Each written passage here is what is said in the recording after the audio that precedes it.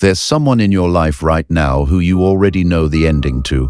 You know exactly what they're going to say. You know how they're going to respond. You know which topics will trigger them, which complaints they'll resurrect, which problems they'll resurrect, even though you've heard them 100 times before. And yet you still engage. You still try. You still care.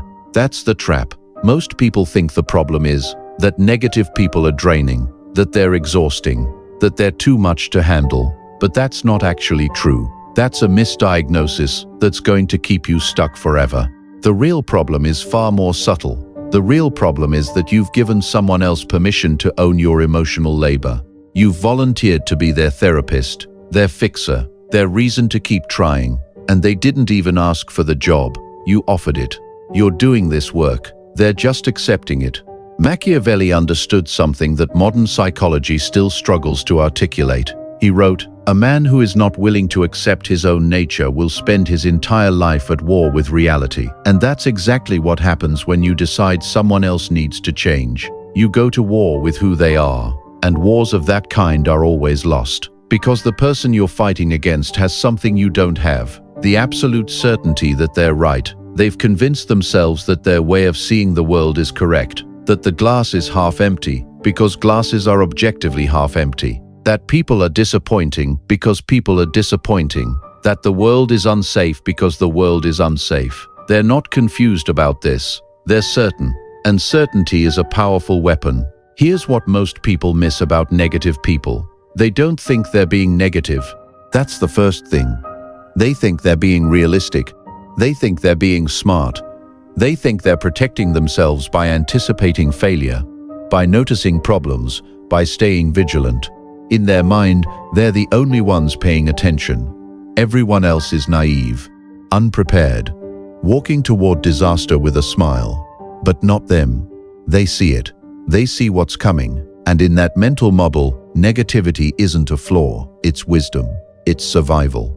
So when you approach them and say, "You're so negative," you're not telling them something new. You're telling them they're seeing clearly. You're confirming that their view is accurate. You're actually reinforcing the very pattern you're trying to change. This is where most people lose the war. They think confrontation will fix it.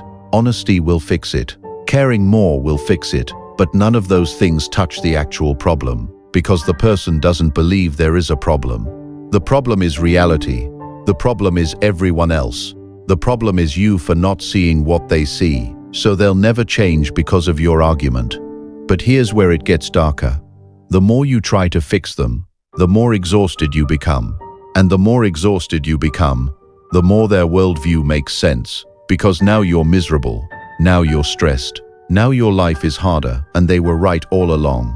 They'll point to you as proof. See, this is how things actually are. You're struggling, you're tired, you're frustrated.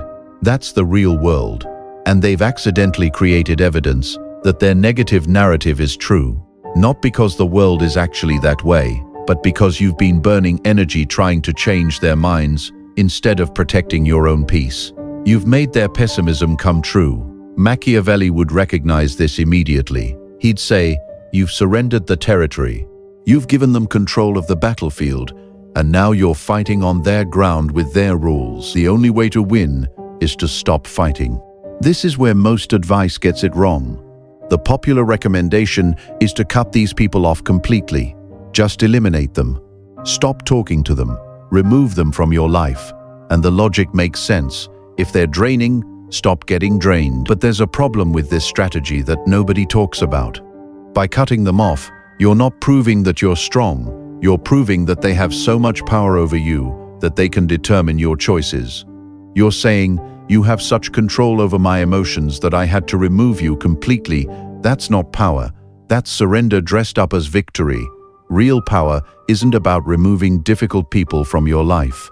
Real power is being around them and not letting them move you. Real power is hearing their complaints and not feeling responsible for fixing them. Real power is watching them suffer their own consequences without needing to save them. That's what separates people who are actually strong from people who just think they are. So what do you actually do instead? The first thing is brutal honesty about expectations. You need to see people as they actually are, not as you wish they were. If this person has spent years developing a negative outlook, they're not going to change because you finally said the right thing. They're not going to wake up one day and decide that actually everything is wonderful. That's fantasy. So the first move is to adjust your expectations to match reality. If this person always responds with cynicism, expect cynicism. If they always point out problems, expect problems to be pointed out. If they always refuse your advice, expect them to refuse your advice. When you stop being shocked by who they are, their impact on you drops dramatically. It's not yarn being yarn because you're enabling it. It's yarn being yarn because that's what yarn does, and you can be around that without breaking. The second thing is understanding the dynamic you've created. You're trying to fix them. That's the dynamic. And here's what happens in that dynamic. They sense your need. They feel you trying. And the human brain is designed to resist external pressure. It's called psychological reactance. The harder you push them to change, the harder they push back. Not consciously, not because they're trying to be difficult, but because something in them recognizes that you need them to be different more than they need to be different. So they won't move, and you'll keep trying, and they'll keep resisting. And the whole relationship becomes a power struggle where nobody wins except the negative pattern itself, which gets stronger every time you engage with it. The solution is counterintuitive. Stop trying to fix them. Completely stop. Don't offer solutions. Don't suggest strategies. Don't share articles that might help. Don't invite them to therapy. Don't do any of it. Because every time you do, you're stepping back into the fixer role, and they're stepping back into the resistant role. And the cycle continues. Instead, when they bring up their problems, ask them what they think they should do. Ask them what they've already tried. Ask them what's stopping them. And then listen to whatever reasons they give you without judgment. But don't solve it. You'll notice something strange happens. When you stop trying to fix them, they'll often stop bringing the problem to you. Because the problem isn't the problem. The relationship to the problem is the problem. They weren't looking for solutions. They were looking for engagement. They were looking for proof that someone cares enough to try. And they found that proof through your effort. Remove the effort, and the dynamic collapses. The third thing is understanding that empathy isn't responsibility. You can feel compassion for someone without taking on their emotional burden. You can understand where they're coming from without agreeing that they should stay where they are. This is the line most people never learn to draw. Empathy means you recognize that their negativity probably comes from real pain. Maybe they were raised by critical parents. Maybe they've been deeply betrayed. Maybe they've been through genuine trauma that shaped how they see the world. That's real. That's understandable. But understanding why someone is negative is not the same as being responsible for helping them not be negative. You can hold both things at once: genuine compassion and clear boundaries. You can say, I see that you're struggling. I understand why you see things this way, and I'm not going to absorb this struggle into my own emotional system. That's not cruelty. That's hygiene. There's a technique called the gray rock method, and it's devastatingly effective. It's essentially this: when someone tries to pull you into their negative spiral, you don't engage, you don't defend, you don't explain, you don't argue, you just don't feed it. Someone brings up a controversial topic looking for a fight. You say, Someone tells you all the ways their life is falling apart for the 100th time. You say, that sounds difficult. Someone tries to get you to agree that the world is terrible. You say, maybe. You offer nothing. No energy, no engagement, no reaction. And something magical happens. The negative person stops trying because there's nothing to push against. They came looking for friction and found nothing but smoothness. They came looking for a reaction and got none. This isn't about being cold. It's about being unavailable to their drama. It's not personal. It's strategic. The fifth thing is redirecting without judgment. If this person in your life has a habit of going down negative rabbit holes, you're allowed to redirect. Not by saying, stop being negative, which puts them on the defensive, but by simply asking a different question. They're complaining about their boss. You say, what else happened today? They're venting about the state of the world. You say, "Tell me something good you saw today." They're focused on what went wrong. You say, "What went right?" You're not denying their experience. You're not saying they're wrong. You're just not staying in that frequency. And over time, if they want to stay connected to you, they'll learn that this is the conversation you're willing to have. Not because you've argued with them, not because you've convinced them, but because you've simply become unavailable for the old conversation. People adapt to the boundaries you set. The final thing is accepting that you cannot control anyone else's emotional state. This is the freedom pill. Once you swallow this, everything changes. Other people's emotions are not your responsibility. Other people's choices are not your responsibility. Other people's trajectories are not your responsibility. You can care about people. You can love people. You can want good things for them. But you cannot make them feel better. You cannot make them change. You cannot make them see what you see. And trying to do any of those things will drain you faster than anything else in existence.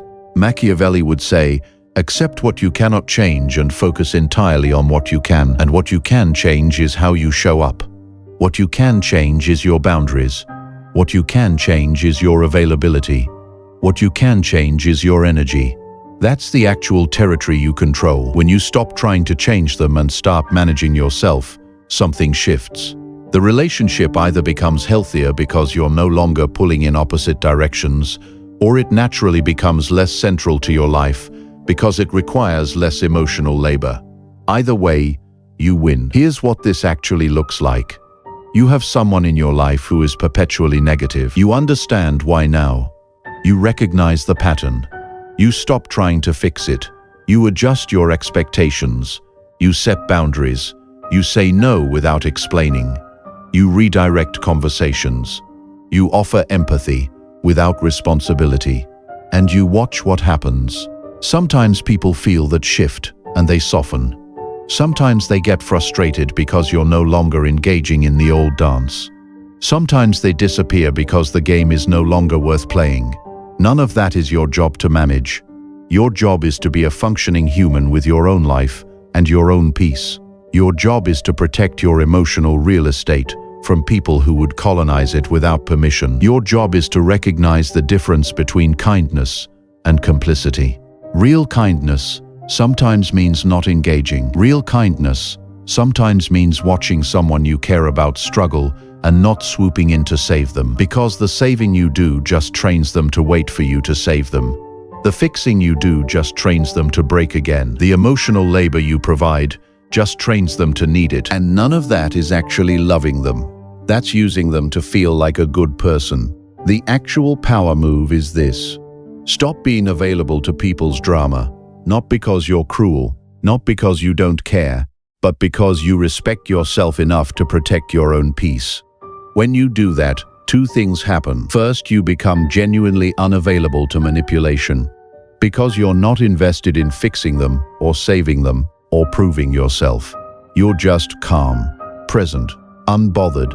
Second, people either evolve or they drift away, and both of those are fine, because you're no longer tethered to their emotional state. That's when you actually become powerful.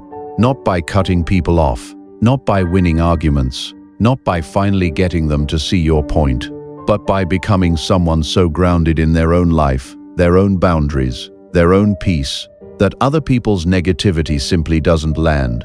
That's the real game.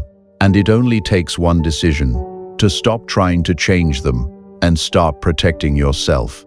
Everything else follows from that.